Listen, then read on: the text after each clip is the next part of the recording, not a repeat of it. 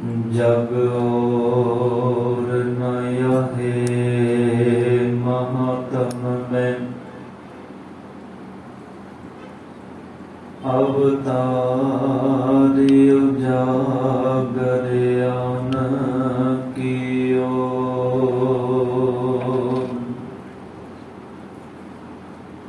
तिनके दुख कोटक दूर गए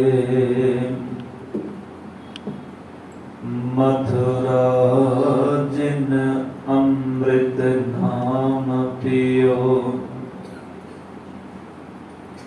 एह पदत ते मत चुके रे मन वेद विवेद ना जान बियो पर तछ हृदय गुर अर्जुन के हर पूरन ब्रह्म निवास लियो पर तछ हृदय गुर अर्जुन के हर पूरन ब्रह्म निवास लियो।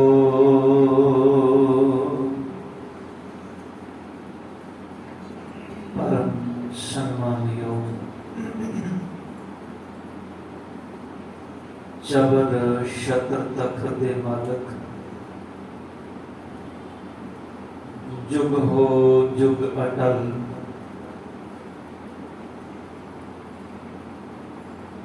सर्वरे कायनात दे मालक धन धन साहिब श्री गुरु ग्रंथ साहिब पातशाह जी सतगुणां दी पावन पवित्र निगी गोद अंदर शोभायमान गुरु स्वरूप गुरु प्यारी साध संगत जियो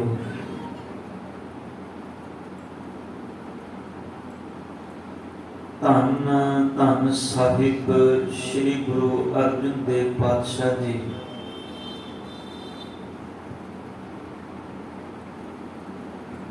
सतगुरां दे पावन शहादत दिहाड़े नूं समर्पित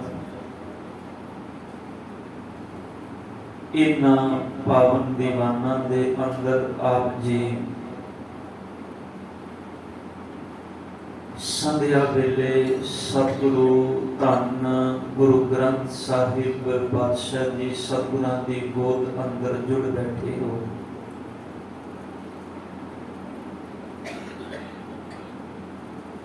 धन गुरु ग्रंथ साहिब पातशाह जी सतगुरां दी पावन अमृत बाणी दे अंदरों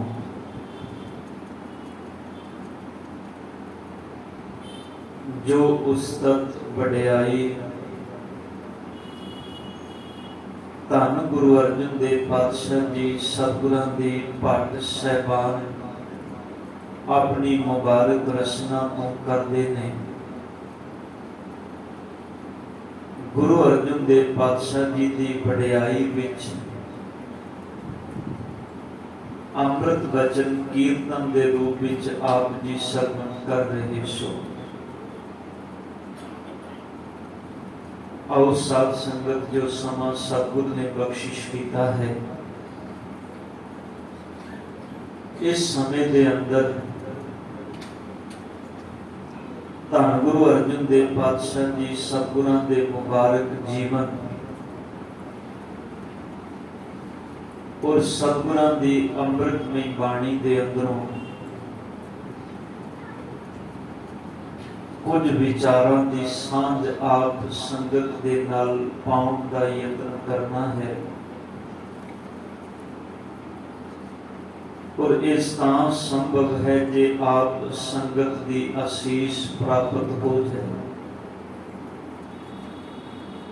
आओ बड़े प्यार नाल इन अमृत विचारां नूं आरंभ करन तो पहला ਧੰਨ ਗੁਰੂ ਗੋਬਿੰਦ ਸਿੰਘ ਪਾਤਸ਼ਾਹ ਜੀ ਸਤਿਗੁਰਾਂ ਦੀ ਬਖਸ਼ੀ ਹੋਈ ਫਤਿਹ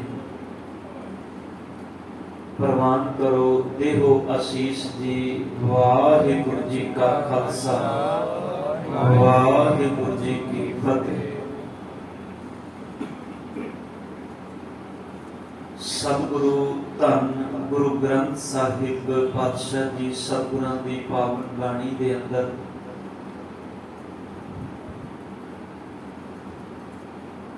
ਪਾਠ ਸਹਿਬਾਨ ਜਿਨ੍ਹਾਂ ਨੇ ਗੁਰੂ ਅਰਜਨ ਦੇਵ ਪਾਤਸ਼ਾਹ ਜੀ ਦੀ ਉਸਤਤ ਤੇ ਵਡਿਆਈ ਵਿੱਚ ਆਪਣੀ ਮੁਬਾਰਕ ਰਚਨਾ ਤੋਂ ਬਚਨ ਕਹੇ।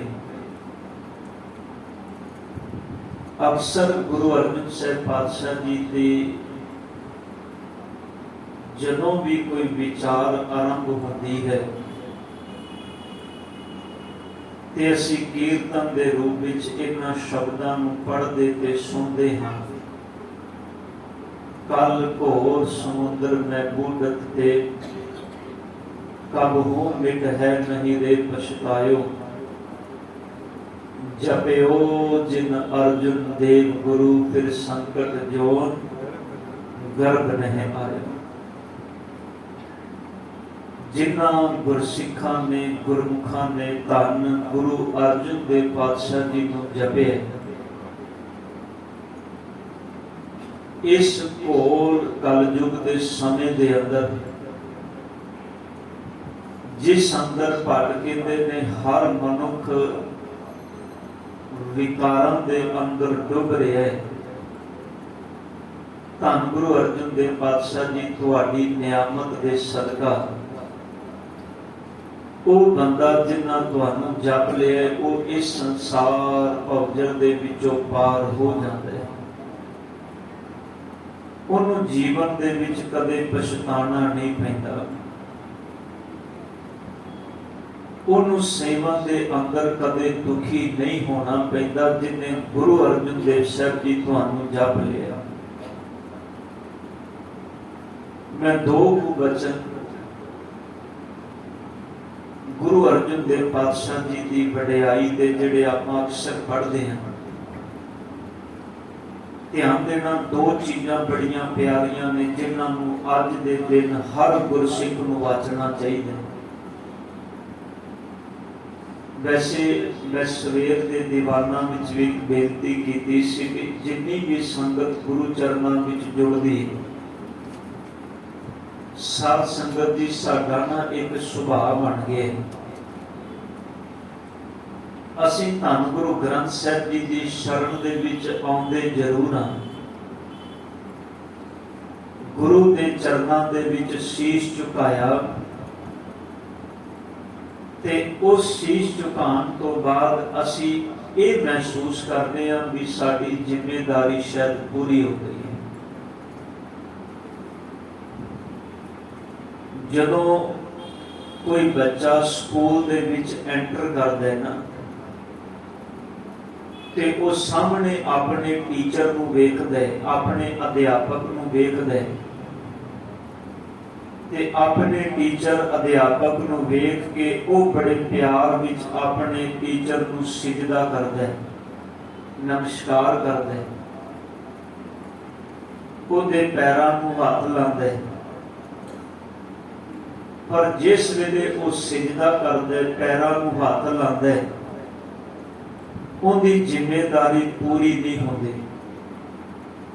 ਐਸਾ ਨਹੀਂ ਕਿ ਉਹਨੇ ਆਪਣੇ ਟੀਚਰ ਨੂੰ ਨਮਸਕਾਰ ਕੀਤੀ, ਪੈਰਾਂ ਨੂੰ ਹੱਥ ਲਾਇਆ, ਸਿਜਦਾ ਕੀਤਾ ਤੇ ਘਰ ਵਾਪਸ ਆ ਗਿਆ ਔਰ ਘਰ ਆ ਕੇ ਇਹ ਆਖੇ ਵੀ ਅੱਜ ਮੈਂ ਸਕੂਲ ਗਿਆ ਸਾਂ ਤੇ ਅੱਜ ਮੈਂ ਸਕੂਲ ਦੇ ਵਿੱਚ ਆਪਣੇ ਟੀਚਰ ਨੂੰ ਨਮਸਕਾਰ ਕਰਕੇ ਆ ਗਿਆ, ਮੇਰਾ ਅੱਜ ਦਾ ਦਿਨ ਸਫਲਾ ਹੋ ਗਿਆ। ਦਿਨ ਉਹਦਾ ਉਦੋਂ ਹੀ ਸਫਲਾ ਹੁੰਦਾ ਹੈ ਜਦੋਂ ਬਕਾਇਦਾ ਉਹ ਕਲਾਸਰੂਮ ਦੇ ਵਿੱਚ ਬਹਿ ਕੇ ਆਪਣੇ ਟੀਚਰ ਦੀ ਕਹੀ ਹੋਈ ਹਰ ਗੱਲ, ਹਰ ਸਬਕ ਨੂੰ ਬੜੇ ਧਿਆਨ ਨਾਲ ਸੁਣਦਾ ਹੈ। ਜਦੋਂ ਆਪਣੇ ਟੀਚਰ ਦੀ ਗੱਲ ਨੂੰ ਧਿਆਨ ਨਾਲ ਸੁਣੇਗਾ, ਸਬਕ ਧਿਆਨ ਨਾਲ ਸੁਣੇਗਾ, ਉਹਨੂੰ ਪਤਾ ਹੈ ਕਿ ਜਿਸ ਦਿਨ ਕੋਈ ਪਰਚਾ ਪੈਣਾ ਹੈ ਮੇਰੇ ਜੀਵਨ ਦੇ ਅੰਦਰ, 1 ਸਾਲ ਬਾਅਦ ਜਿਸ ਵੇਲੇ ਮੇਰਾ ਇਮਤਿਹਾਨ ਹੋਣਾ ਹੈ, उस दिन मेरा टीचर नूं पढ़ाया, टीचर का पढ़ाया होया सबक ही मेरे काम आना है। बेशक वो रोज जाए तो टीचर नूं सिर्फ बाहरी तौर पर नमस्कार करके आ जाए, ते जिस दिन इम्तिहान होवे, परचा पवे, उस दिन वो आखे भी मैं सारा साल सिजदा कीता, नमस्कार कीता, हुण मैनूं इस परचे तो कोई खौफ नहीं, कोई डर नहीं। पर ध्यान देना, जिस वेले वो एग्जामिनेशन हॉल विच बैठेगा, वो परचे नूं पेपर नूं सामने वेखेगा तो घबरा जाएगा। उन्होंने पता है भी सारा साल मैं पढ़िया कुछ भी नहीं। पर ध्यान देना, सियाना अध्यापक वही है जेड़ा इस गल नूं अपने मन विचों भुला देंदा है। वो ये भी वेखदा भी हाँ, इसने बाहरी तौर पर मेरी रिस्पैक्ट, मेरा आदर बड़ा कीता है, पर बाहरी तौर पर किया होया आदर तां ही सफल है जे हकीकत विच ये मेरी कही हुई गल नूं, सबक नूं मन के ते ओनूं अपने जीवन विच इंप्लीमेंट कर लैंदा। धन गुरु ग्रंथ साहिब पातशाह जी टीचर ने, अध्यापक ने, गुरु ने। ध्यान देना, गुरु ग्रंथ साहिब जी के अंदर 35 महापुरखों की बाणी है जिन्होंने तुसी सिजदा करते हो रोज। 6 गुरु साहिबान, 15 भगतां की अमृत बाणी, 11 भट्ट साहिबान जिन्हां दे अमृत बोल, ते 3 गुरसिख जिन्हां दी अमृत बाणी गुरु ग्रंथ साहिब जी के अंदर दर्ज है।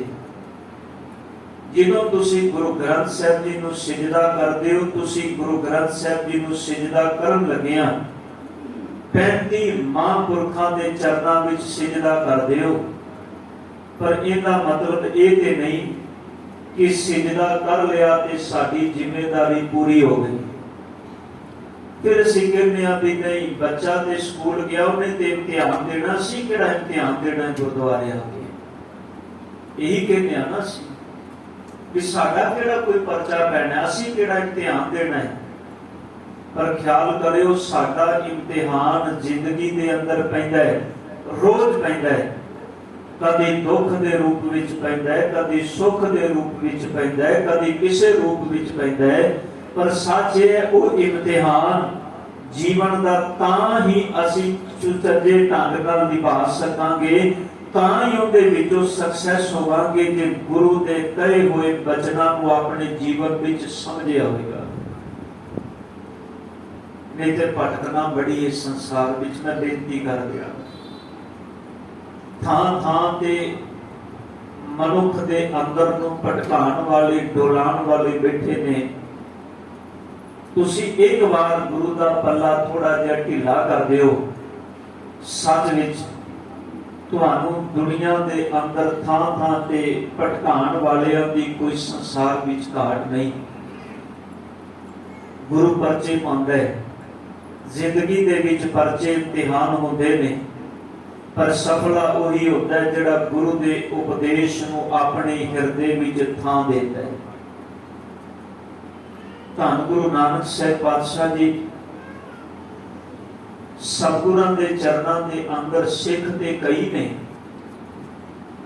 जदों धन गुरु नानक साहिब जी आवाज मारते होणगे, इकल्ली आवाज भाई लहणा दे कंन विच ते नहीं पैंदी ना, वो आवाज कई गुरसिखां दे कंन विच पैंदी होएगी। पर उन्हां कहे हुए बचनां नूं, धन गुरु नानक पातशाह जी के अमृत बचनां नूं भाई लहणा अपने जीवन का इम्तिहान समझ के उन्होंने इंप्लीमेंट करता है। हर गुरु की गल नूं अपने जीवन विच वो इन्नी उच्ची थां देंदे ने कि उन्होंने अपना खाना पीना सब कुछ भुल जाता है, पर गुरु का उपदेश नहीं भुलता। गुरु अमरदास पातशाह जी, भाई अमरू जी, गुरु अंगद साहब जी की शरण विच आए। मैं बेनती इस करके कर रहा भी साध संगत गुरु की गोद विच असीं सारे बैठे हाँ। मैं प्रकर्म दे विच आना है, आपां गल करनी गुरु अर्जन साहब जी की शहादत दी। पर यह बेनती इस करके भी असी अपने जीवन का एक मनोरथ जिहा बना लिया और सच विच कई बारी मन विच सोच के बड़ा घबराता है भी जिथे असी अज खड़े हाँ ये आने वाले समय विच असी होर कितना कुछ धरातल वाल जावांगे, निगार वाल जावांगे, क्योंकि ये गल इत्थे रुकदी नहीं कदे भी। चीज जिहड़ी है ना, जे रोजाना किसी चीज नूं तुसीं सोचना शुरू कर दिओ, वो चीज जिन्हों तुसीं सोचते हो उस चीज बाबत तुहाडी सोच रोज उच्ची होएगी। ते जे तुसीं किसी चीज नूं सोचना बंद कर दिओ ते सच जाने आने वाले समय विच तुहाडी सोच उस चीज के प्रति उन्नी थले जाएगी। ये निश्चित असीं करना है कि धन गुरु ग्रंथ साहिब पातशाह जी नूं सिर्फ बाहरी तौर ते सिजदे करना है कि हकीकत विच गुरु की गल नूं प्रवान करना है। परचे माफ करना सारिਆਂ ते जिंदगी विच पैंदे ने, परचा हर एक दे जीवन विच पैना है, पर चढ़ेगा परवान वही जिन्हें गुरु के उपदेश नूं अपने पल्ले बन के हिरदे विच थां दित्ती होएगी। उस सहजे गुरु के वचन नूं कमा के उस परीक्षा दे विचों पास हो जाएगा। ते जिहड़ा मेरे वर्गा होएगा जिन्हें सिर्फ गुरु नूं बाहरी तौर ते सिजदा कीता, वो फिर बाहरी तौर ते थावां लभदा। इत्थे दी गल बनी, चलो हुण आपां किसी होर पासे जाने आ। वो लभदा बाहरी तौर ते, वो वेखदा भी हाँ किसी वस्तु विचों कृपा मिल जाए, किसी चीज विचों कृपा मिल जाए, किसी थां विचों कृपा मिल जाए, पर कृपा गुरु की रहमत, गुरु की बख्शिश, गुरु के उपदेश नूं कमा के मिलती है। जिन्हां ने कमाया गुरु अंगद देव साहब जी के वचन पढ़ो। ये भट्ट साहिबान इसे करके कह रहे हैं, धन गुरु अर्जन देव पातशाह जी जेड़े तुहाडी शरण विच आ गए। सिर्फ दो वचन भट्ट साहिबानां दे मैं तुहाडे नाल साझे करने ने, उस तो बाद आपां गल करनी शहादत दी। पहला वचन भट्ट जी कहते ने, अंत ना पावत देव सबे गुण। ये सोये महले पंजवें के भट्ट जी कहते ने, अंत ना पावत देव सबे मुन इंद्र महाशिव जोग करी। धन गुरु अर्जन देव पातशाह जी किन्ने देवते इंद्र वर्गे, किन्ने ही मुनि सतगुरु जी तुहानू आख आख के थक गए, पर तुहाडा अंत नहीं पा सके। ये धन गुरु अर्जन देव पातशाह जी की सिफत विच वडियाई विच भट्ट साहिबान अपनी रचना तो कह रहे हैं। कहते अंत ना पावत देव सबे गुण इंद्र महाशिव जोग करी। पुन वेद बिरंच विचार रहियो, हर जाप ना छोड़ो एक घड़ी। सतगुरु जी किन्ने वेदां नूं विचारन वाले ब्रह्मा वर्गे, जिन्हां दी मुख तो वेद प्रगट होए, किन्ने ही ने जेड़े विचारन वाले संसार विच विचार के चले गए। पर धन गुरु अर्जन देव पातशाह जी मैं तेरे जाप नूं, तेरी वडियाई नूं एक छिन भी अपने तो दूर नहीं कर सकता। हर जाप ना छाड़ो एक घड़ी, मथुरा जन को प्रभ दीन दयाल है, संगत श्रेष्ठ निहाल करी। धन गुरु अर्जन देव पातशाह जी जेड़े तेरी शरण विच आ गए। देखो आप सतगुरु की वडियाई करने लई गुरु के चरणों विच जुड़े हो। धन गुरु अर्जन देव पातशाह जी उन्हां दी कमाई, उन्हां दी घालना, उन्हां दा कीता होया परोपकार सारी दुनिया गुरु अर्जन देव साहब जी के चरणों विच सिजदे करके असी सारी जिंदगी भी ला दिए ते उन्हां दे परोपकारां दा, उन्हां दी वडियाई दा अंत नहीं पा सकते। भट्ट जी कहते ने, धन गुरु अर्जन देव पातशाह जी अंत ना पावत देव सबे गुण इंद्र महाशिव जोग करे। फुन वेद बिरंच विचार रहियो, हर जाप ना छोड़ो एक घड़ी।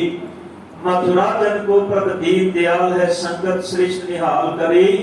रामदास गुरु जगतारण को गुरजोत अर्जुन माहि धरी। धन गुरु रामदास जी ने अपनी जोत धन गुरु अर्जुन देव पातशाह जी के अंदर टिकाई।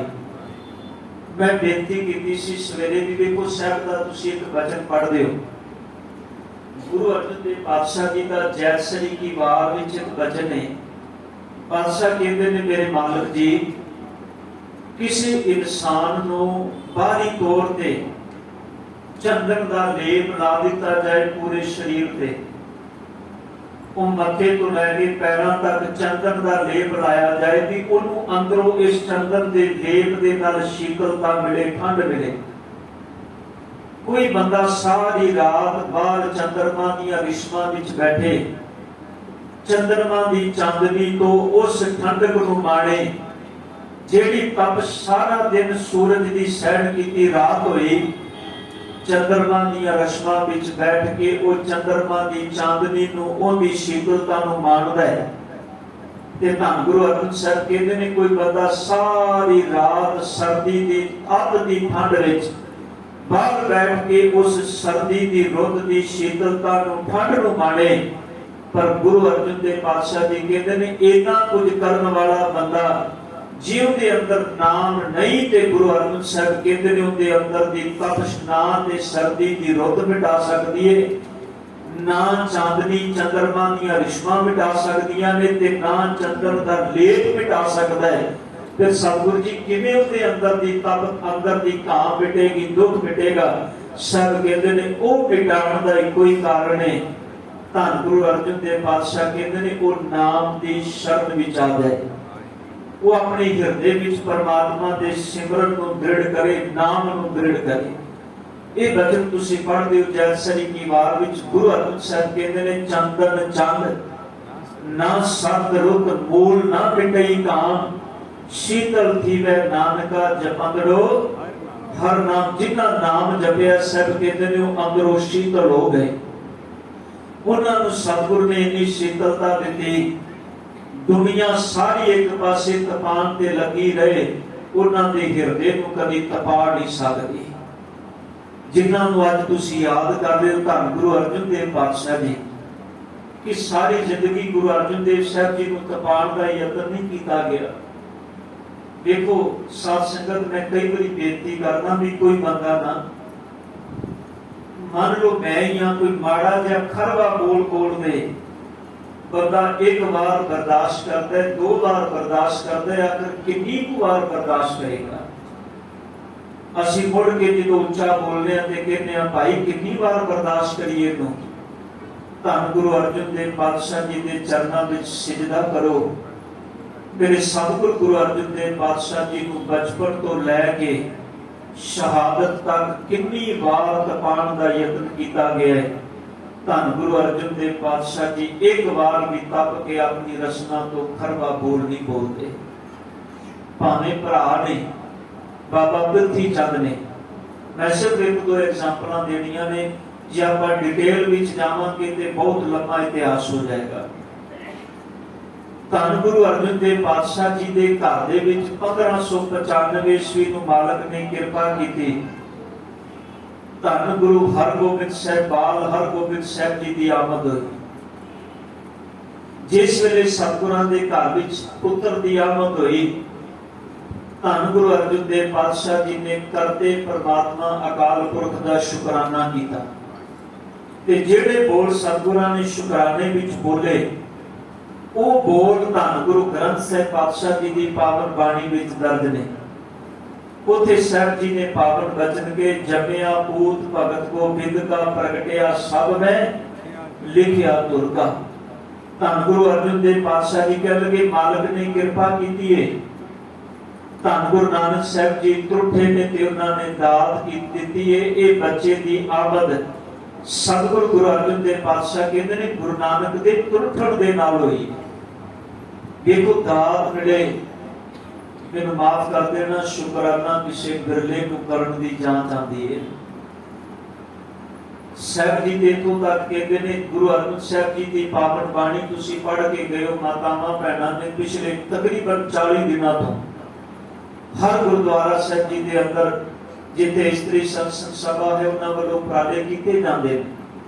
ਤੇ ਸਾਹਿਬ ਧੰਨ ਗੁਰੂ ਅਰਜਨ ਦੇਵ ਸਾਹਿਬ ਜੀ ਦੇ ਬੋਲ ਤੁਸੀਂ ਪੜ੍ਹਦੇ ਹੋ। ਸਾਹਿਬ ਕਹਿੰਦੇ ਨੇ ਜੇ ਪ੍ਰਸਾਦ ਸ਼ਕਤੀ ਅਮਰਤ ਖਾਹੇ ਤਿਸ ਠਾकुर को रख मन माहे, जे प्रसाद सुगंधत तन लावे तिसको सिमरत परम गत पावे, जे प्रसाद बसे सुख मंदिर तिसे ध्याए सदा मन अंदर देखो धन गुरु अर्जन साहब जी जीवन के हर एक पड़ाव के हर श्वास से परमात्मा के शुकराने की गल करते हैं। सब कहते हैं कुछ भी मिले सब तो पहला अपने मालक का शुकराना कर जिंदी कृपा नाल तेनू दात मिली। इतों तक सब कहते हैं कुछ खांदा है पदार्थों विचों तद शुक्र कर जो सारा दिन संसार के काम काज करके अपने घर की दहलीज से कदम रखना है ते अपने घर वाल वेख के गुरु पातशाह गुरु अर्जन साहब कहते हैं करदे दा शुकराना कर जिन्हें कृपा करके तेनू सोने महल दिते ने। सब कहते हैं कर उदा शुकराना। गुरु अर्जन साहब जी ने शुकराना किया पर ध्यान देना धन गुरु अर्जुन देव पातशाह जी के बड़े भ्राता बाबा पिरथी चंद ये भी एक समझण का विषय कि बाबा पिरथी चंद जिहड़े ने उन्हां दी आमद 1557 दी उन्हां दा जन्म 1557 दा है ते 1563 दा जन्म धन गुरु अर्जुन देव पातशाह जी दा है। सतगुरु गुरु अर्जुन देव पातशाह जी तो 6 साल वड्डे ने बाबा पिरथी चंद, सब तो छोटे ने गुरु अर्जुन देव पातशाह जी। पर बाबा पिरथी चंद हर वक्त अपने अंदर दियां चतुराइयां ते सियाणपां दे विच उलझे होए यही सोचते ने कि अपने पिता तो बाद धन गुरु रामदास पातशाह जी तो बाद गुरदा गद्दी की जिम्मेदारी मैनू मिल जाए। उन्होंने बड़े यत्न किए, बड़ी थां ते सियाणपां ते चतुराइयां वरतियां और इन्हां सियाणपां चतुराइयां दा जिक्र असीं इतिहास विचों पढ़दे हां। भावें गुरु अर्जन साहब जी दा लाहौर जाण दा समां होवे ਜਦੋਂ चिट्ठियां अपने को रख लिया गुरु रामदास जी तक पहुंचन ना दित्तियां, भावें गुरु घर की नाकाबंदी होवे जिस वेले धन गुरु रामदास पातशाह जी का ज्योति जोत समाना होया 1581 ईस्वी नूं बाबा पिरथी चंद उस वेले भी गोइंदवाल की धरती पे पहुंच के ये हक जमांदा है भी गद्दी ते हक मेरा है। पहला ते इल्जाम धन गुरु अर्जन साहब जी ते लांदे ने कि गुरु पिता नूं गुरु रामदास जी नूं धन गुरु अर्जुन देव पातशाह जी ने कुछ दे के मार दिता है क्योंकि 4 दिन पहला भले चंगे अमृतसर तो गोइंदवाल आए सन। इन्हां 4 दिनों विच की हो गया, पहला इल्जाम लाया फिर जिस दिन गुरदा गद्दी की जिम्मेदारी की गल है क्योंकि गुरु रामदास जी क्या पहला ही गए सन। जिस दिन गुरदा गद्दी की जिम्मेदारी की गल आई उस दिन दस्तार ने फिर अपना हक जमा के आख्या भी इस दस्तार के हक मेरा है, मैं बड़ा पुत्र हाँ, बड़ा पुत्र होने के नाते इस गद्दी का वारस मैं हाँ। गुरु अर्जुन देव पातशाह जी ने उत्थे भी कोई झगड़ा नहीं किया। पहला अपने पिता गुरु रामदास जी नाल झगड़े ने बाबा पिरथी चंद, जिन्हों सतगुरु गुरु रामदास पातशाह जी ने सिर्फ ऐलान किया सी कि गुरदा गद्दी की जिम्मेदारी असी गुरु अर्जुन नूं दे के जा रहे हैं ते बाबा पिरथी चंद ने इन्ना झगड़ा इन्ना विवाद किया सी घर विच कि गुरु रामदास पातशाह जी नूं अपनी रचना तो कहना पिया ये अमृत वचन तुसीं बाणी विचों पढ़दे हो काहे कोत झगड़त हो संग बाप जिनके जने बडीरे तुम हो तिन स्यों झगड़त बाप।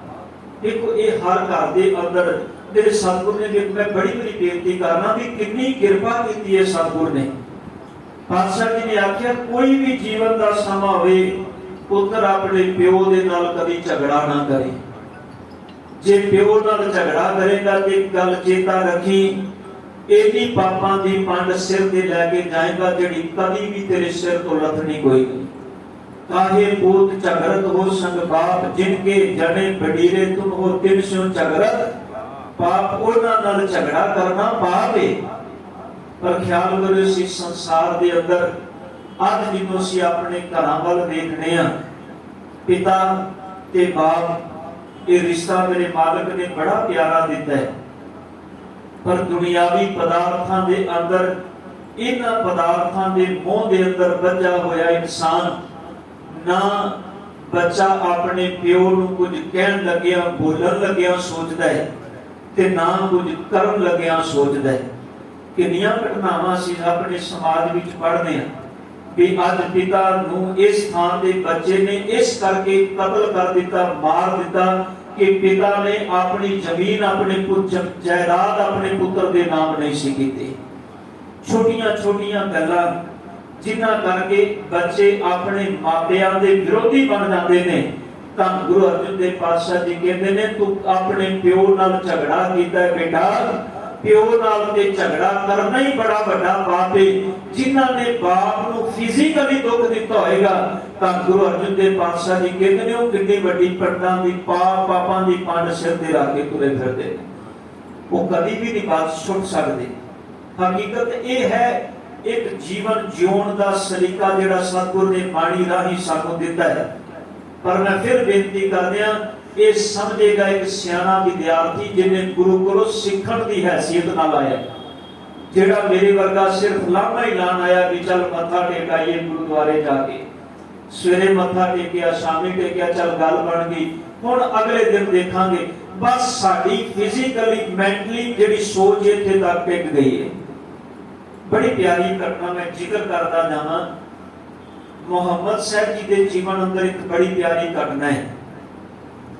ਕਹਿੰਦੇ ਨੇ ਰੋਜ਼ਾਨਾ ਉਹ ਸਵੇਰੇ ਅੰਮ੍ਰਿਤ ਵੇਲੇ ਜਦੋਂ ਰੱਬ ਦੀ ਇਬਾਦਤ ਕਰਨ ਜਾਂਦੇ ਸਨ, ਅੰਮ੍ਰਿਤ ਵੇਲੇ, ਤੇ ਉਹਨਾਂ ਦੇ ਪੋਤਰਾ ਸੀ, ਉਹਨੇ ਵੇਖਣਾ ਆਪਣੇ ਦਾਦੇ ਨੂੰ ਜਾਂਦਿਆਂ, ਤੇ ਸਵੇਰੇ ਅੰਮ੍ਰਿਤ ਵੇਲੇ ਅਕਸਰ ਬੱਚਿਆਂ ਦਾ ਨਾ ਸੁਭਾਅ ਹੁੰਦਾ ਹੈ, ਉਹ ਅੰਮ੍ਰਿਤ ਵੇਲੇ ਸਾਰੀ ਰਾਤ ਜਾਂ ਅੰਮ੍ਰਿਤ ਵੇਲੇ ਖਾਸ ਕਰਕੇ ਉਹ ਜਦੋਂ ਘਰ ਦੇ ਜੀਆਂ ਨੇ ਉੱਠਣਾ ਹੋਏਗਾ ਨਾ, ਨਾਲ ਉੱਠ ਕੇ ਉਹ ਵੀ ਉੱਠ ਕੇ ਸੰਸਾਰ ਦੇ ਉਹਨਾਂ ਆਪਣੇ ਮਾਪਿਆਂ ਦੇ ਕਰਮਾਂ ਦੇ ਵਿੱਚ ਯਤਨ ਕਰਨਗੇ ਵੀ ਜੋ ਸਾਡੇ ਮਾਂ-ਬਾਪ ਕਰਦੇ ਨੇ, ਅਸੀਂ ਉਸ ਵੱਲ ਤਵੱਜੋ ਦਈਏ, ਉਹ ਸਮੇਂ ਦੇ ਅੰਦਰ ਉੱਠਣਗੇ ਜ਼ਰੂਰ।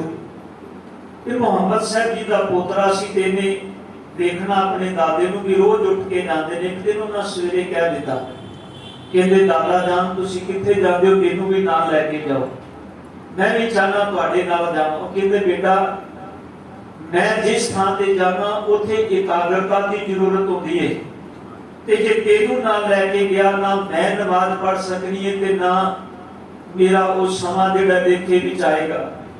ਤੂੰ ਆਪਣੇ ਮਾਂ-ਬਾਪ ਦੇ ਕੋਲੋਂ ਘਰ ਰਿਹਾ ਕਰ।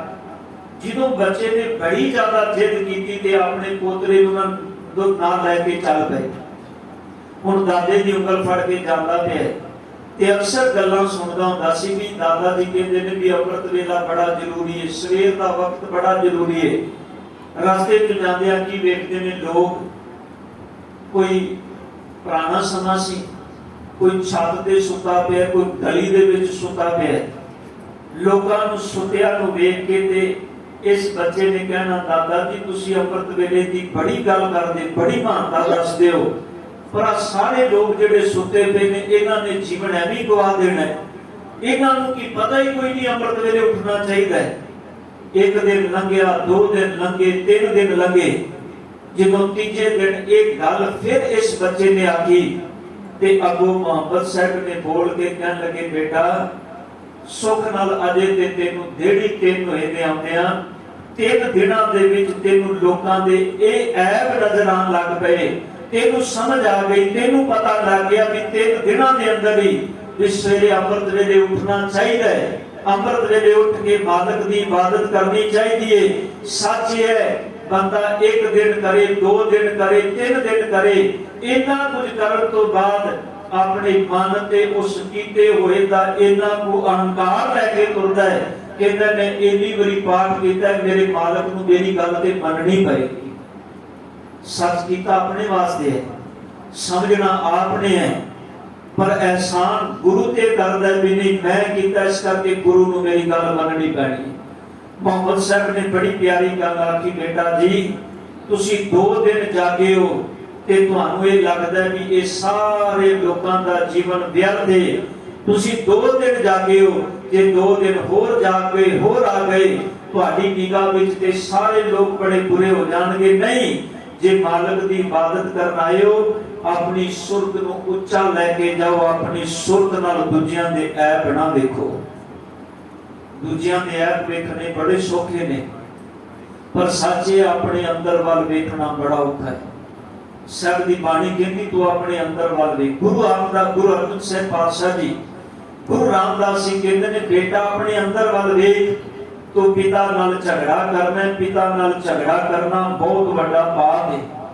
ਧੰਨ ਗੁਰੂ ਅਰਜਨ ਦੇਵ ਪਾਤਸ਼ਾਹ ਜੀ ਉਹਨਾਂ ਨੂੰ ਬੜਾ ਯਤਨ ਕੀਤਾ ਗਿਆ ਤਪਾਉਣ ਦਾ। ਬਾਬਾ ਪ੍ਰਿਥੀ ਚੰਦ ਨੇ ਗੁਰੂ ਹਰਗੋਬਿੰਦ ਸਾਹਿਬ ਜੀ ਦੀ ਆਮਦ ਤੋਂ ਬਾਅਦ 4 ਵਾਰ ਯਤਨ ਕੀਤਾ। ਮੈਂ ਬੇਨਤੀ ਕੀਤੀ ਸੀ ਸਵੇਰੇ ਵੀ, ਵੇਖੋ ਦੁਨਿਆਵੀ ਤਲ ਤੇ ਇੱਕ ਪਿਤਾ ਦੇ 3 ਬੱਚੇ ਹੋਣਾ ਤੇ ਉਹਨਾਂ ਕੋਲ ਮੰਨ ਲਓ ਕਿ ਥੋੜੀ ਜਿਹੀ ਕੋਈ ਪ੍ਰਾਪਰਟੀ ਹੋਵੇ, ਬਾਪ ਜਿਹਨੂੰ ਪ੍ਰਾਪਰਟੀ ਵੰਡਦਾ ਹੈ ਉਹ ਆਪਣੇ ਪੁੱਤਰਾਂ ਨੂੰ ਬਰਾਬਰ ਦਾ ਹਿੱਸਾ ਦਿੰਦਾ ਹੈ। ਤੇ ਜੇ ਕਿਸੇ ਬਾਪ ਦਾ ਆਪਣੇ ਕਿਸੇ ਪੁੱਤਰ ਨਾਲ ਨਹੀਂ ਜ਼ਿਆਦਾ ਹੈ, ਪਿਆਰ ਜ਼ਿਆਦਾ ਹੈ, ਉਹ ਗੱਲ ਅੱਗੇ ਹੋ ਕੇ ਸੁਣਦਾ ਤੇ ਮੰਨਦਾ, ਹਰ ਵੇਲੇ ਅੱਗੇ ਹੋ ਕੇ ਪਿਤਾ ਦੇ ਨਾਲ ਖੜਾ ਹੁੰਦਾ ਹੈ। ਤੇ ਜੇ ਬਾਪ ਇਹ ਆਖੇ ਵੀ ਮੈਂ ਆਪਣਾ ਹਿੱਸਾ ਵੀ ਕੋਝੇ ਨੂੰ ਦੇ ਕੇ ਜਾਣਾ ਚਾਹਨਾ, ਖਿਆਲ ਕਰਿਓ 1 ਇੰਚ ਥਾਂ ਵੀ ਵੱਧ ਜਾਂਦੀ ਹੋਵੇ ਤੇ ਇੱਕ ਕੁੱਖ ਤੋਂ ਜੜੇ ਬੱਚੇ ਵੀ ਆਪਸ ਵਿੱਚ ਲੜ ਪੈਂਦੇ ਨੇ। ਧੰਨ ਗੁਰੂ ਅਰਜਨ ਦੇਵ ਪਾਤਸ਼ਾਹ ਜੀ ਤੁਹਾਡੇ ਤੋਂ ਕੁਰਬਾਨ ਜਾਈਏ। ਤੁਹਾਡੇ ਵੱਡੇ ਭਰਾ ਉਹਨਾਂ ਨੇ 4 ਵਾਰ ਯਤਨ ਕੀਤਾ ਤੁਹਾਡੇ ਸੁਪੁੱਤਰ ਪਾਲ ਹਰਗੋਬਿੰਦ ਰਾਏ ਜੀ ਨੂੰ ਮਾਰਨ ਦਾ, ਤੇ 4 ਵਾਰ ਜਦੋਂ ਜਿਨ੍ਹਾਂ ਨੇ ਮਾਰਨਾ ਚਾਹਿਆ ਉਹਨਾਂ ਆਪਣੀ ਜਾਨ ਜਾਂਦਿਆਂ ਕਬੂਲ ਕੀਤਾ ਵੀ ਇਹ ਸਭ ਕੁਝ ਕਰਵਾਉਣ ਵਾਲੇ ਬਾਬਾ ਪ੍ਰਿਥੀ ਚੰਦ ਨੇ। ਪਰ ਧੰਨ ਗੁਰੂ ਅਰਜਨ ਦੇਵ ਪਾਤਸ਼ਾਹ ਜੀ ਨੇ ਇੱਕ ਦਿਨ ਵੀ ਆਪਣੇ ਵੱਡੇ ਭਰਾ ਦੇ ਖਿਲਾਫ ਇੱਕ ਬਚਨ ਨਹੀਂ ਬੋਲਿਆ। ਇਹ ਨਹੀਂ ਆਖਿਆ ਵੀ ਭਰਾਤਾ ਜੀ ਤੁਸੀਂ ਇਹ ਕਿਉਂ ਕੀਤਾ ਹੈ, ਇੱਕ ਦਿਨ ਵੀ। ਸਤਿਗੁਰੂ ਜੀ ਜਾਣਦੇ ਸਨ ਬਾਬਾ ਪ੍ਰਿਥੀ ਚੰਦ ਦਾ ਸੁਭਾਅ ਕੀ ਹੈ, ਪਰ ਬਾਬਾ ਪ੍ਰਿਥੀ ਚੰਦ ਦੇ ਸੁਭਾਅ ਨੂੰ ਜਾਣਦਿਆਂ ਵੀ ਉਹਨਾਂ ਦੇ ਅੰਦਰ ਇੱਕ ਪੱਕਾ ਅਕੀਦਾ ਸੀ, ਜਿਸ ਕਰਕੇ ਪ੍ਰਮਾਤਮਾ ਅਕਾਲ ਪੁਰਖ ਨੇ ਬਖਸ਼ਿਸ਼ ਕਰਕੇ ਭੇਜਿਆ, ਉਹ ਆਪ ਰਹਿਮਤ ਕਰਕੇ ਆਪਣੇ ਇਸ ਦਾਤ ਦੀ ਰਖਵਾਲੀ ਵੀ ਕਰੇਗਾ। ਬਸ ਗੁਰਮੁਖੋ ਇੱਕ ਯਤਨ ਕਰੀਏ ਦੁਨਿਆਵੀ ਤਲ ਤੇ।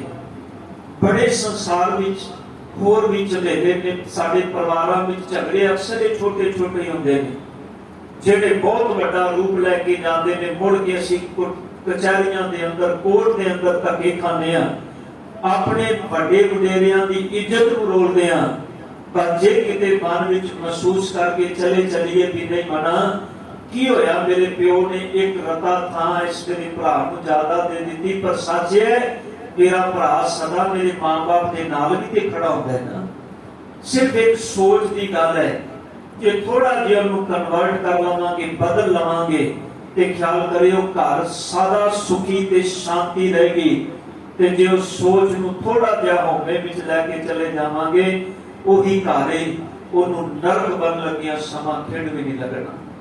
ਧੰਨ ਗੁਰੂ ਅਰਜਨ ਦੇਵ ਪਾਤਸ਼ਾਹ ਜੀ ਕਿੰਨੀ ਵਾਰ ਤਪਾਉਣ ਦਾ ਯਤਨ ਕੀਤਾ, ਸਾਰੀ ਜ਼ਿੰਦਗੀ ਭਰਾ ਨੇ ਸੁਲਮੀ ਖਾਨ ਨੂੰ ਚੜਾ ਕੇ ਲਿਆਂਦਾ। ਇਹ ਸੁਲਮੀ ਖਾਨ ਇਹ ਹੇਰ ਹੀ ਆਇਆ ਸੀ, ਹੇਰ ਹੀ ਜਿੱਥੇ ਬਾਬਾ ਪ੍ਰਿਥੀ ਚੰਦ ਨੇ ਆਪਣਾ ਨਿਵਾਸ ਕੀਤਾ। ਤੇ ਇਤਿਹਾਸ ਇਹ ਲਿਖਦਾ ਹੈ ਕਿ ਜਦੋਂ ਧੰਨ ਗੁਰੂ ਅਰਜਨ ਦੇਵ ਪਾਤਸ਼ਾਹ ਜੀ ਨੇ ਕੇਂਦਰੀ ਸਥਾਨ ਪਾਵਨ ਸ੍ਰੀ ਹਰਿਮੰਦਰ ਸਾਹਿਬ ਦੀ ਸਾਧਨਾ ਕੀਤੀ, ਇਹਨੇ ਯਤਨ ਕੀਤਾ। ਇਹਦਾ ਜਿਹੜਾ ਪੁੱਤਰ ਸੀ ਉਹ ਮਿਹਰਬਾਨ ਸੀ। ਮਿਹਰਬਾਨ ਇਹ ਅਰਬੀ, ਫਾਰਸੀ ਤੇ ਸੰਸਕ੍ਰਿਤੀ ਤੇ ਹਿੰਦਵੀ ਦਾ ਬਹੁਤ ਵੱਡਾ ਗਿਆਤਾ ਸੀ। ਇਹਨੇ ਧੰਨ ਗੁਰੂ ਗ੍ਰੰਥ ਸਾਹਿਬ ਪਾਤਸ਼ਾਹ ਜੀ ਦੇ ਤੁਲ ਇੱਕ ਗ੍ਰੰਥ ਤਿਆਰ ਕੀਤਾ। ਬਾਬਾ ਮਿਹਰਬਾਨ ਨੇ ਵਿਦਵਾਨ ਬੜਾ ਸੀ, ਆਮਲ ਫਾਜ਼ਲ ਬੜਾ ਸੀ। ਇਹਨੇ ਆਪਣੇ ਪਿਓ ਦੇ ਕਹਿਣ ਤੇ ਹਿੰਦੀ, ਫਾਰਸੀ, ਸੰਸਕ੍ਰਿਤ ਇਹਨਾਂ ਸਾਰੀਆਂ ਭਾਸ਼ਾਵਾਂ ਨੂੰ ਇਹ ਬੜੀ ਬਾਖੂਬੀ ਜਾਣਦਾ ਸੀ। ਇਹਨੇ ਇੱਕ ਗ੍ਰੰਥ ਤਿਆਰ ਕੀਤਾ ਜਿਹਦੇ ਵਿੱਚ ਬਿਲਕੁਲ ਬਾਣੀ, ਗੁਰੂ ਗ੍ਰੰਥ ਸਾਹਿਬ ਜੀ ਦੀ ਬਾਣੀ ਦੀ ਤਰਤੀਬ ਦੇ ਅਨੁਸਾਰ ਬਾਣੀ ਦਰਜ ਕੀਤੀ। ਔਰ ਭੋਗ ਜਿਹੜਾ ਹੈ ਨਾ, ਜਿਹੜੀ ਅਖੀਰਲੀ ਤੋਂ ਕਿ ਉਹ ਉੱਥੇ ਪਦ ਵੀ ਨਾਨਕ ਵਰਤਿਆ ਨੇ। ਔਰ ਇੱਕ ਥਾਂ ਇਸ ਹੇਰੀ ਸ਼ਹਿਰ ਦੇ ਅੰਦਰ ਇਹਨੇ ਇੱਕ ਥਾਂ ਬਣਾਈ ਹੂਬਹੂ ਜਿਵੇਂ ਧੰਨ ਗੁਰੂ ਅਰਜਨ ਦੇਵ ਪਾਤਸ਼ਾਹ ਜੀ ਨੇ ਹਰਿਮੰਦਰ ਸਾਹਿਬ ਬਣਾਇਆ ਸੀ, ਇਹਨੇ ਬਿਲਕੁਲ ਇਸੇ ਤਰ੍ਹਾਂ ਦਾ ਇੱਕ ਹਰਿਮੰਦਰ ਵੀ ਤਿਆਰ ਕਰ ਲਿਆ ਸੀ। ਇਹੀ ਕਾਰਨ ਸੀ ਗੁਰੂ ਅਰਜਨ ਦੇਵ ਪਾਤਸ਼ਾਹ ਜੀ ਨੇ 1601 ਈਸਵੀ ਨੂੰ ਬਾਬਾ ਭਾਈ ਸਾਹਿਬ ਭਾਈ ਗੁਰਦਾਸ ਜੀ ਨੂੰ ਨਾਲ ਖੜਾ ਕਰ ਬਾਬਾ ਬੁੱਢਾ ਜੀ ਦੇ ਨਾਲ ਵਿਚਾਰ ਕਰਕੇ ਧੰਨ ਗੁਰੂ ਗ੍ਰੰਥ ਸਾਹਿਬ ਪਾਤਸ਼ਾਹ ਜੀ ਦੀ ਸੰਪਾਦਨਾ ਆਰੰਭ ਕੀਤੀ ਸੀ। 1604 ਦੇ ਅੰਦਰ ਇਹ ਮੁਕੰਮਲਤਾ ਹੁੰਦੀ ਧੰਨ ਗੁਰੂ ਗ੍ਰੰਥ ਸਾਹਿਬ ਪਾਤਸ਼ਾਹ ਜੀ ਦੀ। ਤੇ ਜਿਸ ਵੇਲੇ ਮੁਕੰਮਲਤਾ ਹੁੰਦੀ ਹੈ, ਇਹ ਵੀ ਵੇਖੋ ਇੱਕ ਮੇਰੇ ਸਤਿਗੁਰ ਨੇ ਕਿੰਨਾ ਸੋਹਣਾ, ਪਹਿਲੋਂ ਸਤਿਗੁਰ ਨੇ ਪਾਵਨ ਗੁਰੂ ਗ੍ਰੰਥ ਸਾਹਿਬ ਪਾਤਸ਼ਾਹ ਜੀ ਦੀ ਸੰਪਾਦਨਾ ਬਾਅਦ ਵਿੱਚ ਕੀਤੀ ਹੈ। ਪਹਿਲਾਂ ਮੇਰੇ ਸਤਿਗੁਰੂ ਧੰਨ ਗੁਰੂ ਅਰਜਨ ਦੇਵ ਪਾਤਸ਼ਾਹ ਜੀ ਨੇ ਕੇਂਦਰੀ ਸਥਾਨ ਸਥਾਪਿਤ ਕੀਤਾ ਹੈ। ਹਰਿਮੰਦਰ ਸਾਹਿਬ जिथे गुरु ग्रंथ साहिब पातशाह जी का प्रकाश होना है। मेरे सतगुरु गुरु अर्जन साहब जी ने कृपा की 1604 में इस काम को मुकम्मल किया। मैं फिर उस बचना वाला भी कितनी बार सुलही खां आया, सुलही खां आया, जिनका जिक्र साहब ने बाणी विच भी किया है। सुलही दे नारायण हाथ, सुलही का हाथ कहीं ना पहुंचे, सुलही होए कुआं ना पार। धन गुरु अर्जन देव पातशाह जी नूं दुख देण दे लई, शहीद करन दे लई, मारन दे लई धन गुरु अर्जन देव पातशाह जी का अपना भरा कितनियां चालां चलदा है, पर धन गुरु अर्जन देव पातशाह जी ने कदी भरा दे नाल लड़ाई नहीं की। सदा उस करदे दी टेक विच रहे। जे सिखां ने आख्या सतगुर कोई उपाय कर लो, ते गुरु अर्जन देव पातशाह जी ने कोई गल आखी, प्रथमे मता जे पत्री जलाओ, द्वितीय मता किछ मानक पहुंचाओ, तृतीय मता किछ करो उपाया, मैं सब किछ छोड़ प्रभ तू ही ध्याया। मेरे सतगुरु जी मैं तेनू ध्याउंदा हां। कितनी बार तपान का यत्न किया, देखो बड़ा उनका चल जाना। मैं रमता विच बेनती की गुरमुखो, कोई एक छोटा जिहा बोल आके साडे कोल जरिया नहीं जाता। धन गुरु अर्जन देव पातशाह जी उन्होंने सतगुरु गुरु अर्जन देव पातशाह जी ने कितने अंदर उन्होंने निमरता हलीमी ते मिठास है, उन्होंने अंदर कितना शीतलता का पुंजे।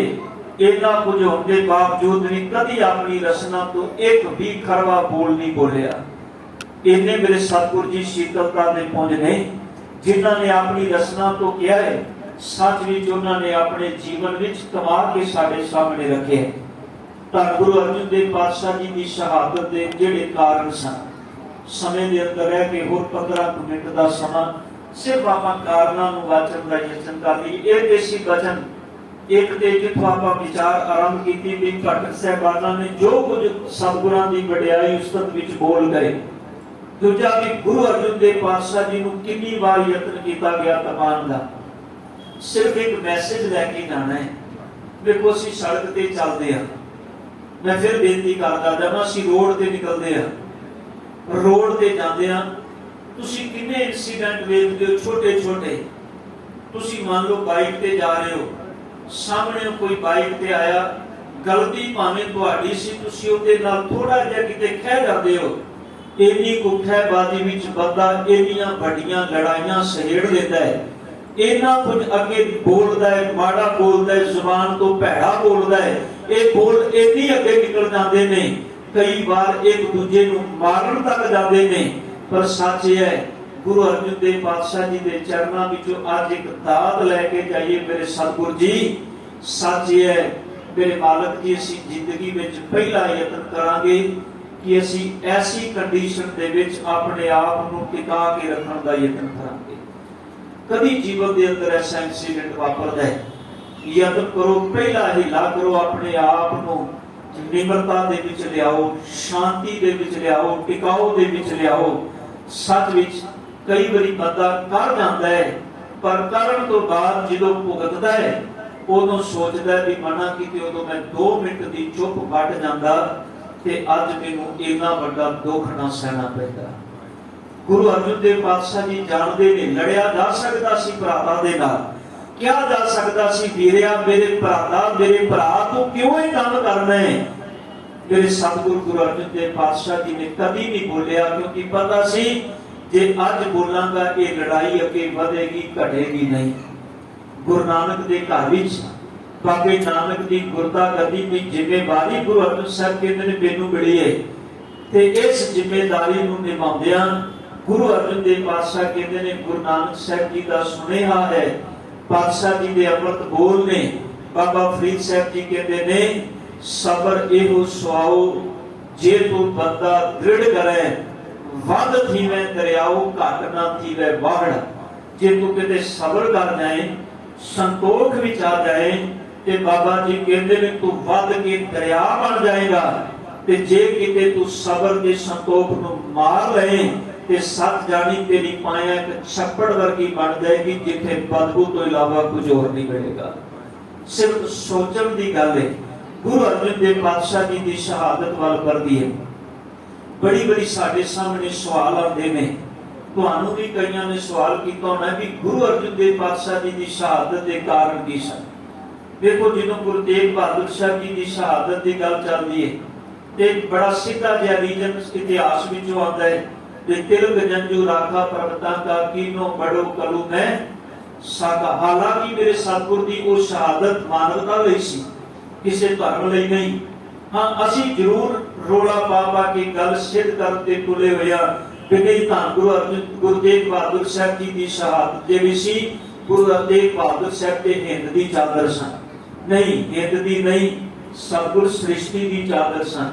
ਤੁਸੀਂ ਕਦੀ ਸੋਚ ਕੇ ਵੇਖੋ ਕਿ ਜੇ ਉਸ ਵਕਤ ਮੰਨ ਲਓ ਔਰੰਗਜ਼ੇਬ ਦੀ ਥਾਂ ਤੇ ਕੋਈ ਹਿੰਦੂ ਰਾਜਾ ਹੁੰਦਾ, ਉਹ ਇਹਨੇ ਜ਼ੁਲਮ ਕਰਦਾ ਹੁੰਦਾ ਤੇ ਜ਼ੁਲਮ ਕਰਦਾ ਹੁੰਦਾ ਕਿਸੇ ਮੁਸਲਮਾਨ ਤੇ, ਇਸਲਾਮ ਤੇ ਜੇ ਇਸਲਾਮ ਦੇ ਪੈਰੋਕਾਰ ਕੋਈ ਗੁਰੂ ਤੇਗ ਬਹਾਦਰ ਸਾਹਿਬ ਜੀ ਦੀ ਸ਼ਰਨ ਵਿੱਚ ਆ ਜਾਂਦੇ ਕਿ ਗੁਰੂ ਤੇਗ ਬਹਾਦਰ ਸਾਹਿਬ ਜੀ ਉਹਨਾਂ ਨੂੰ ਕਹਿੰਦੇ ਵੀ ਤੁਸੀਂ ਮੁਸਲਮਾਨ ਹੋ, ਤੁਸੀਂ ਘਰ ਜਾਓ, ਮੈਂ ਤੁਹਾਡੀ ਬਾਂਹ ਨਹੀਂ ਫੜਦੀ।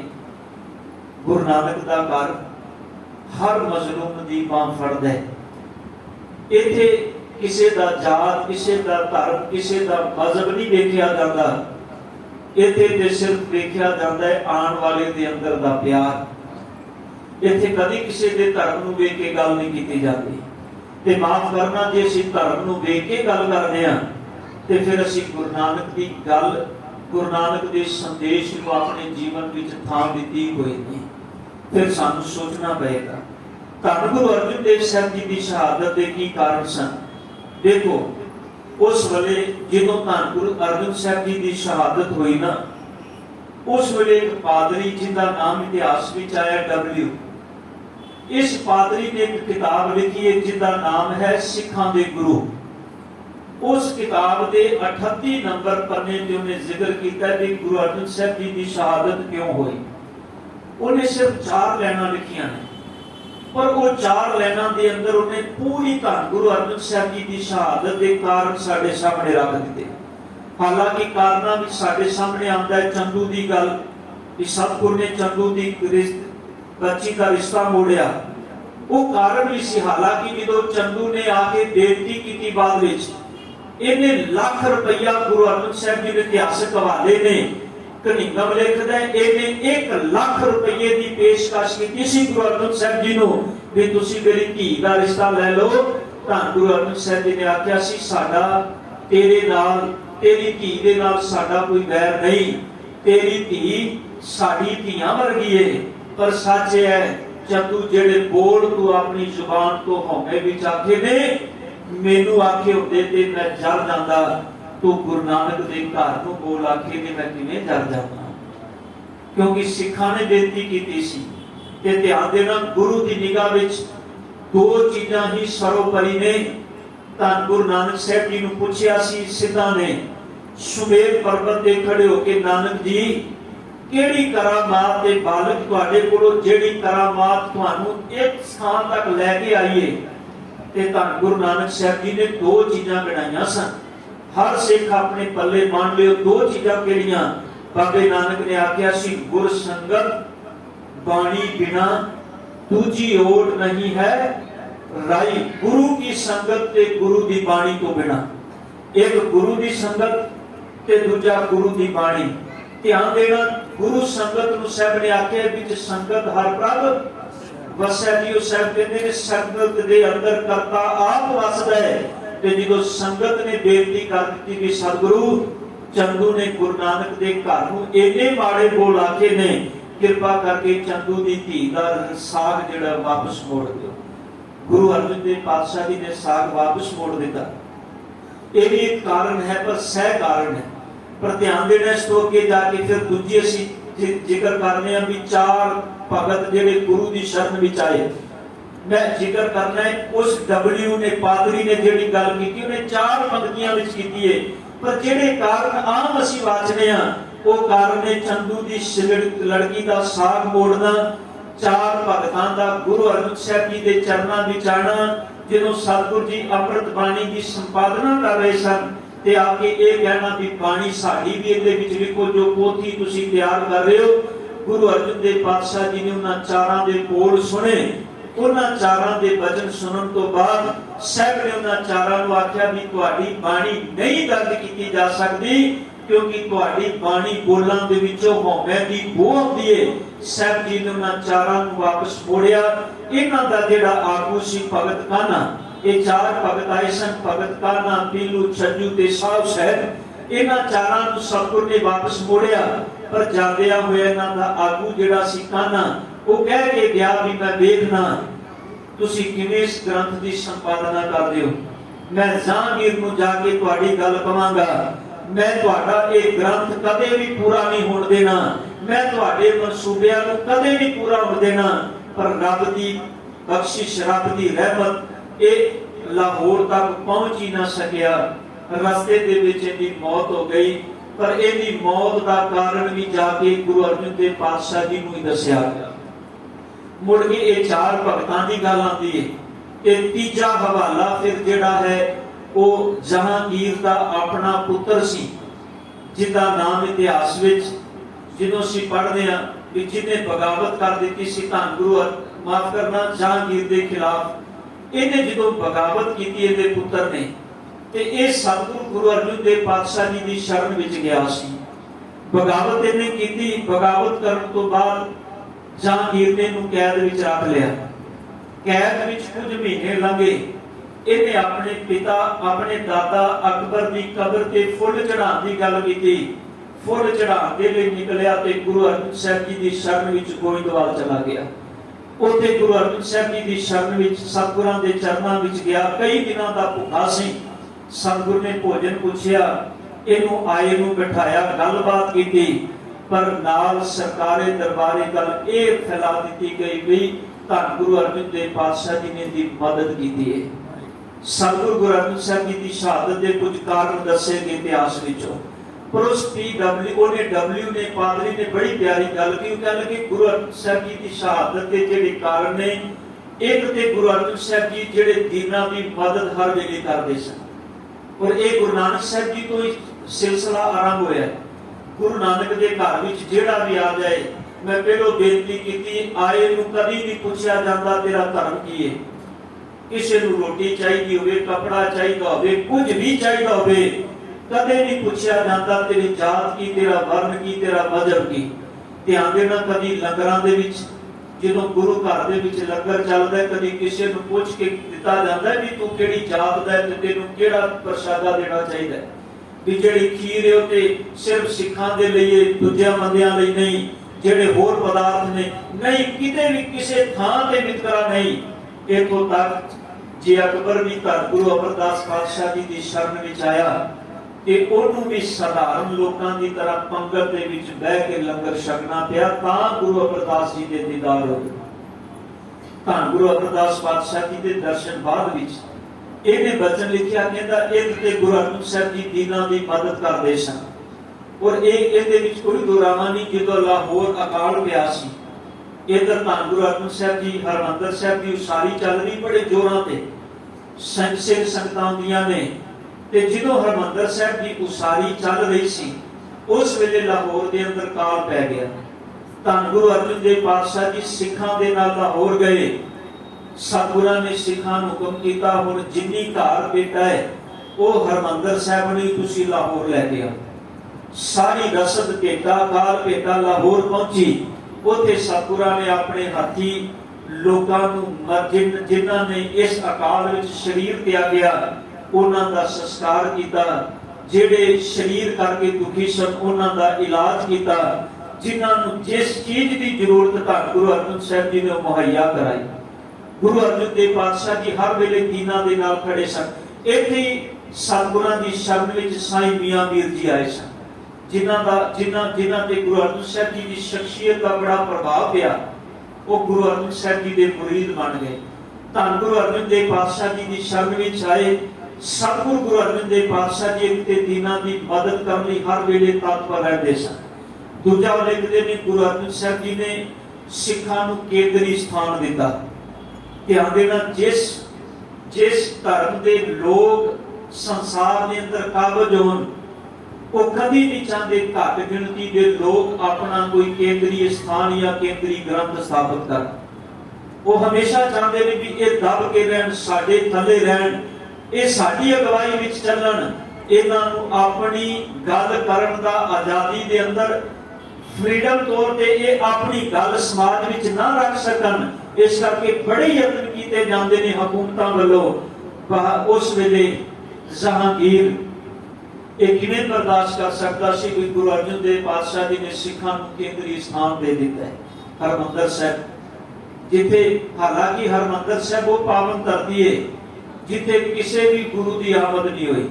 हरमंदर साहब के अंदर हाँ जेडे गुरु के महल ने उथे 4 गुरु साहबाना की आमद जरूर हुई है, पर जेड़ा हरमंदर साहब का स्थान है इस स्थान ते किसी गुरु की आमद नहीं हुई। सतगुरां ने केंद्रीय स्थान दिता। फिर धन गुरु अर्जन देव पातशाह जी ने पावन श्री गुरु ग्रंथ साहब जी की संपादना करके गुरु ग्रंथ साहब जी के रूप में कीमती खजाना दिता। जहांगीर इन्हां चीज़ां नूं बर्दाश्त नहीं कर सकिया। इन्हां चीज़ां दे हवाले बना के उन्हें धन गुरु अर्जन देव पातशाह जी की गिरफ्तारी के वारंट कढे सन। और एक दूजे पासे जेडे नक्शबंदी सन, न ध्यान देना, नक्शबंदी इस्लाम के अंदर एक सिलसिला है, जिवें चिश्ती सिलसिला है जिहदे अंदरों बाबा फरीद साहब जी होए ने।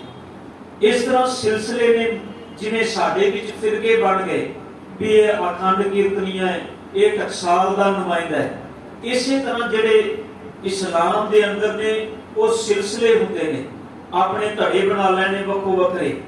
इन्हां धड़ियां दे विच एक धड़ा सी जिहनूं कहा जांदा सी नक्शबंदी, ते नक्शबंदियां दा जेड़ा आगू सी वो सी ख्वाजा बकी बिल्ला। ये एक गुरु घर ते बड़ा इत्तेफाक रखने वाला बंदा सी, पर इन्हें एक दिन अपने शागिर्द नूं जिंदा नाम सी शेख अहमद सराबी, एक दिन इन्हें अपने उस शागिर्द नूं उहदी मत नूं उहदे अंदर दे गुणां नूं वेख के कह दिता भी तू एक दिन इस्लाम नूं बड़ी उचाई ते लैके जाएगा। इन्हें यही गल अपने गुरु की सुनी ते बड़ा अहंकार विच आ गया।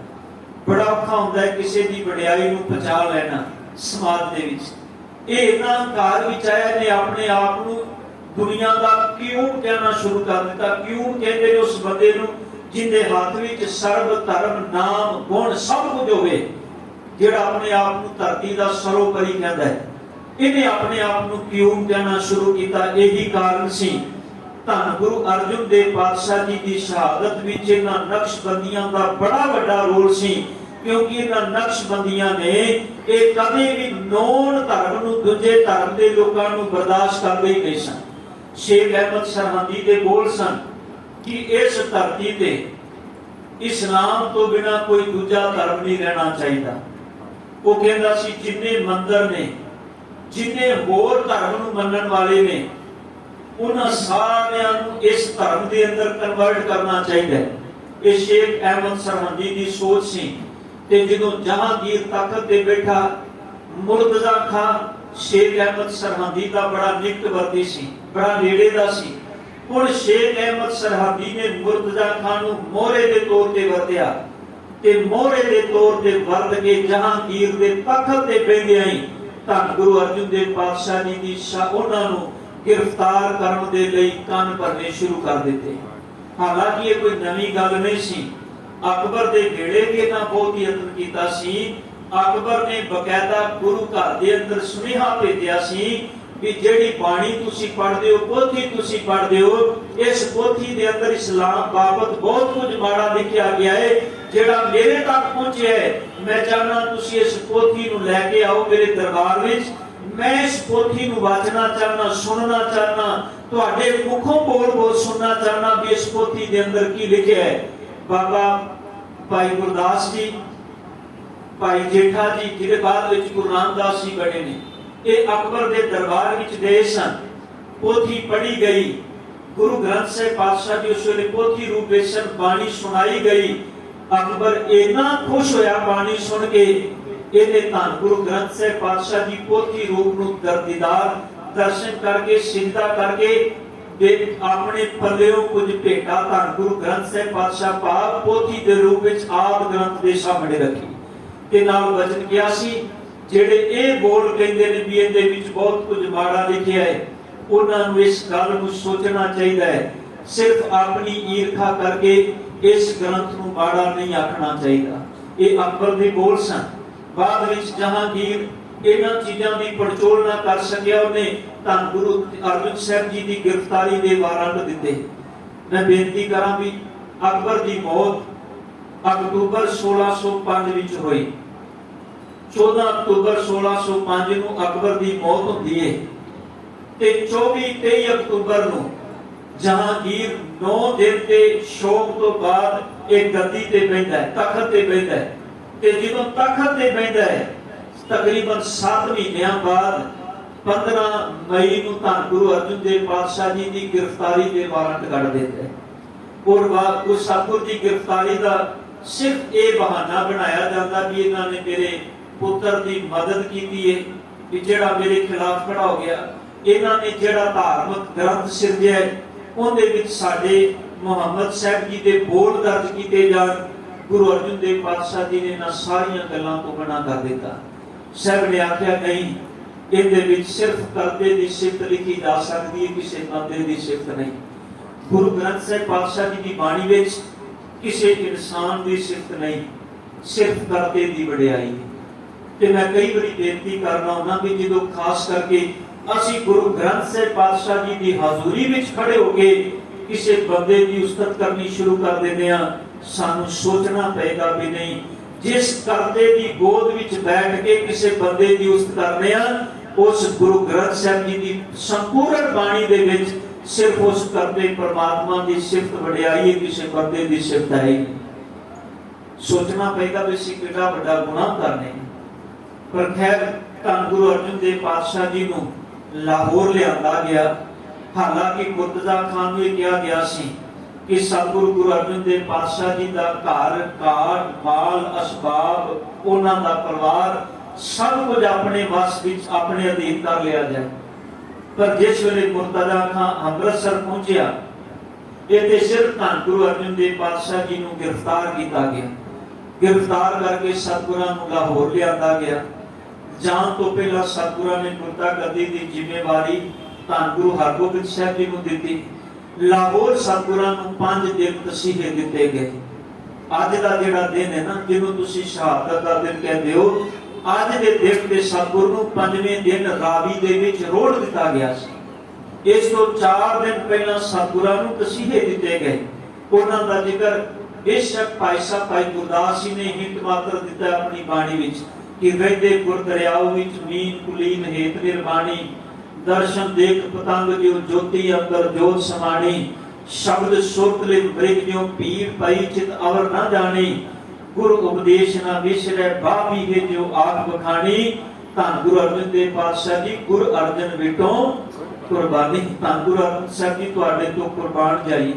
तुसी मच्छी दी तरह, तुसी कबीहे दी तरह, तुसी मेरे सतगुर पातशाह जी उस भंगड़ दी तरह अपने उस करते परमात्मा के उपदेश तो कुर्बान जाते हैं।